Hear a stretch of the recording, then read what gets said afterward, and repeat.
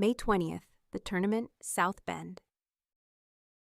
Nick and Jim hurried down the street to meet up with the rest of the squad. Jim laughed. "I've created a monster. I've been playing this game for over a year, and in 3 months you're a squad leader, and we're in the tournament. I never thought I'd ever be in a tournament.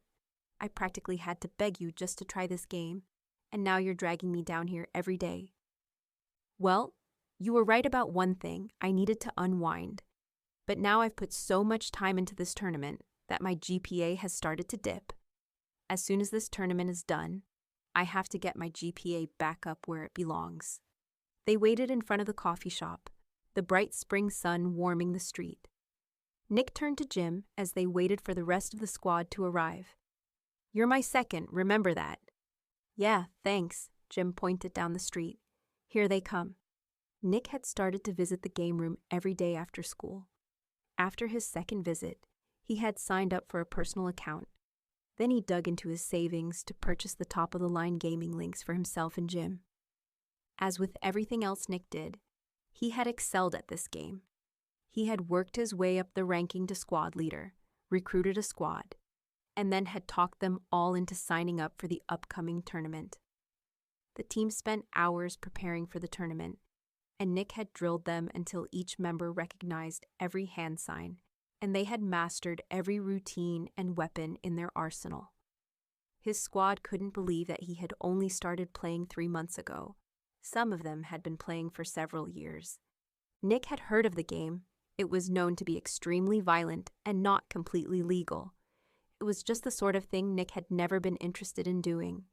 The whole thing was too far out of his comfort zone and his good boy, Eagle Scout persona. He had never done anything risky, but once he started playing the game, he couldn't get enough. He told himself that he wasn't addicted.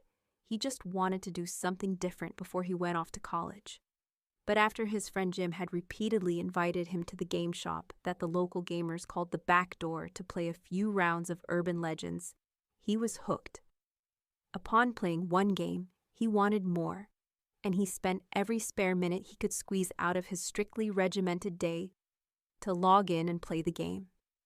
Not only had Nick spent every minute he could spare after school to go to the game room to practice, he had recently started to skip classes in preparation for this tournament.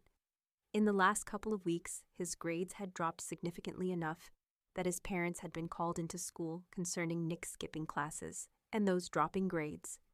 That's when Mr. and Mrs. Havill had found out that their son had become fascinated with an online game. Nick's father had flipped out.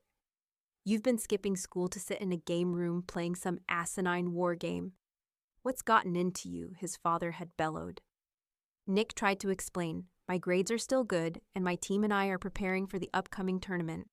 Once the tournament is over, I'll put all of my attention back into school. I can pick up the few points that my GPA slipped on the finals. The tournament is next week, and finals are the week after. My team is relying on me, and I'm the squad leader."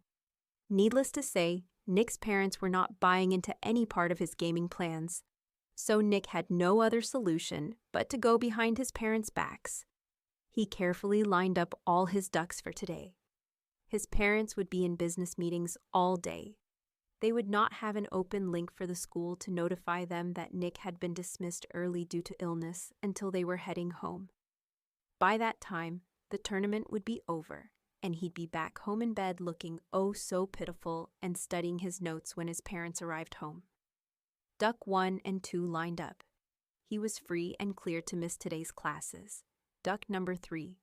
His friend Liza had promised to share her notes, so he'd have those by the time he got back home. Now all he had to do was get to the game room for the tournament. Most of his team had always been able to skip an occasional class. Their parents weren't as anal as his, and they had planned for weeks to coordinate for today. If they could only place close to the top, they might even be in the running for the upcoming international event this summer. The team met at the coffee shop and ordered the largest Colombian dark roast on the menu with extra shots of espresso, then loaded up on the sugar to keep them going. With caffeine and sugar rushing through their veins, they arrived at the game room with several other squads. Everyone sat down at their assigned station, logged in, and waited to receive their assignment. Nick glanced at the clock, 9:25 a.m. Their task was to infiltrate an enemy town, take down the police and military facilities, then eliminate vital services and capture prisoners. Nick's team drew the antagonist role. They would have to defeat the local protagonist. Jim groaned. I don't like being the bad guy. Just remember what you are always telling me. None of this is real, and it's all about strategy, Nick told him.